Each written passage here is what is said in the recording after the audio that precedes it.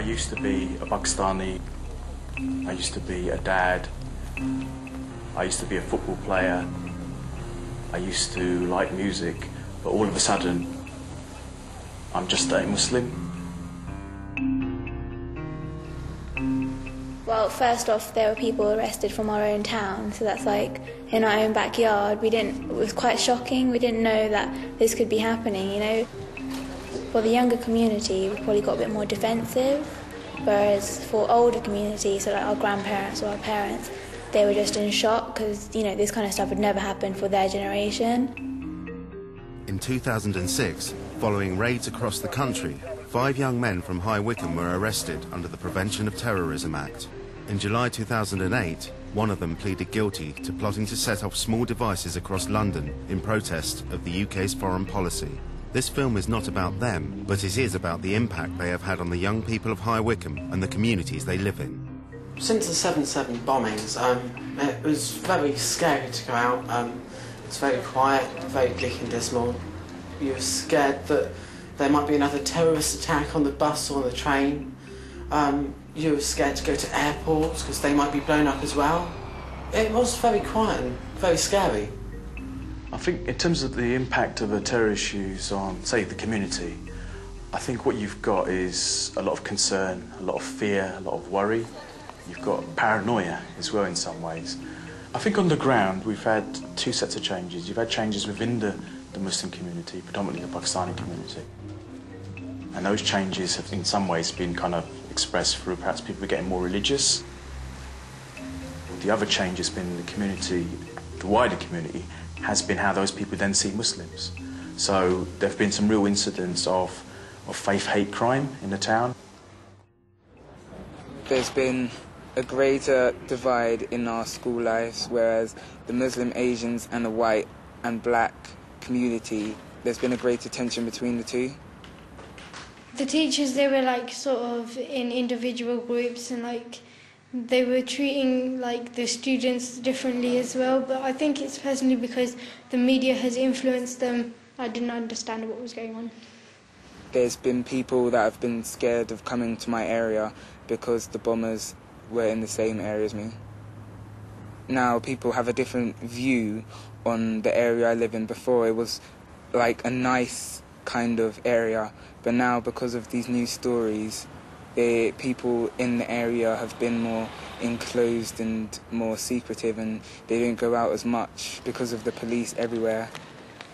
We've had about 30% caseload coming in, people asking what's their rights if the police stop and search them to find out if they're terrorists. I think a lot of people are more wary and a lot more scared because they know that if that stuff has happened before, that it can happen again at any time.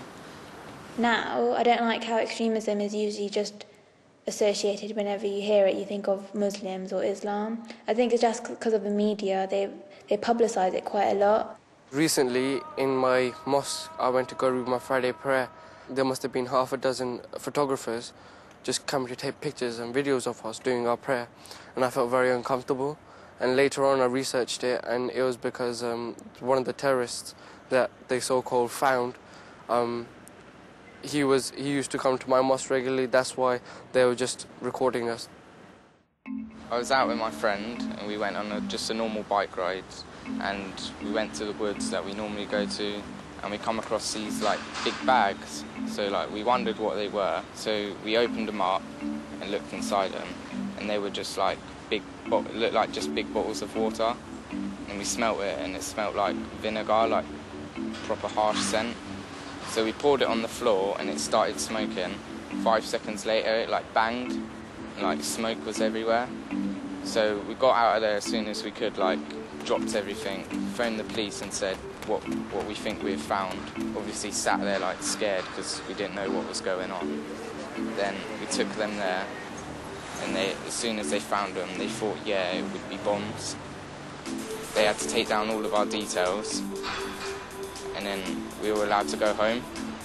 Next day, I got up, ready to go to school, and then my friend knocked on my door before I left and said we weren't allowed to go because we were like in danger. 4 o'clock in the afternoon, Metropolitan Police come and got us and took us to this safe house in Beaconsfield where we had to stay and get interviewed and stuff. I knew there was like bombs in Wycombe, but knowing that I found them and knowing that what it can do and where they are and stuff, it just made me really cautious of where I went and really wary of what I'd done and where I go now. For a lot of young people, particularly of a Muslim background, many of them feel frustrated that they don't get justice. And justice is in lots of different kinds of ways. It can be at a small street level where someone gets robbed, gets their phone stolen, they have problems at school, and not being able to see ways of being able to deal with it, I think leads to some of the frustration that we're seeing now. And that frustration sometimes can lead to extremism. If they feel they're being treated extremely, then perhaps they'll go to it. Now, I don't agree with that, but I can understand why people are looking at those solutions. I believe that the reason that young men are attracted to extremism and terrorism is because of the lack of the moral support at home and in the community, and also because of the media's bad influence. I don't understand the logic of a person blowing himself up and blowing other innocent people up just to get a point across.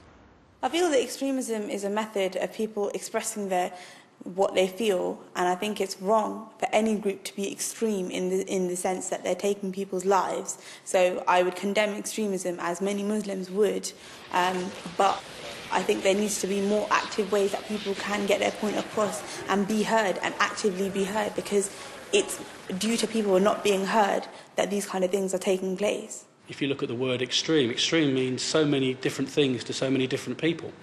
And we live in a democracy where people have freedom of speech, so it's perfectly all right to be extreme in your views. I think the issue is when extremism becomes violent and when you're advocating that you're going to harm someone else or injure someone else.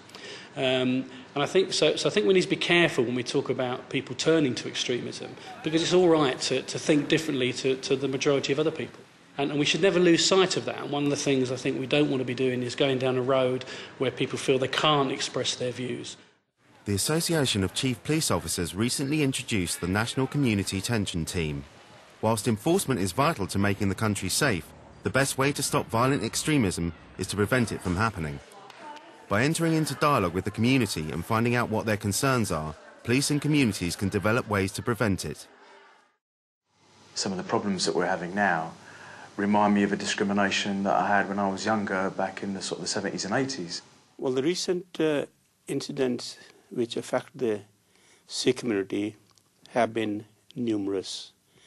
I was walking on the road with my wife, and someone from the car shouted, "Oh, Bin Laden, get out of this country."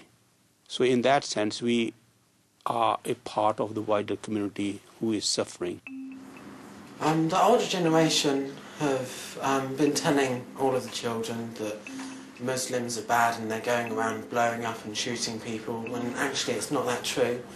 A lot of the older generation have been told this as when they were children, so they think it's right. They perhaps don't understand this and have an intolerance to new modern ways. They're not helping the situation at the moment. I've seen how people treat each other differently. One day I was sitting on the bus and there's a white woman who was sitting down, and then an Asian lady came and sat down next to her, and then the white lady got up and she was like, "Excuse me," and then she went and sat at the back, and I found that quite rude.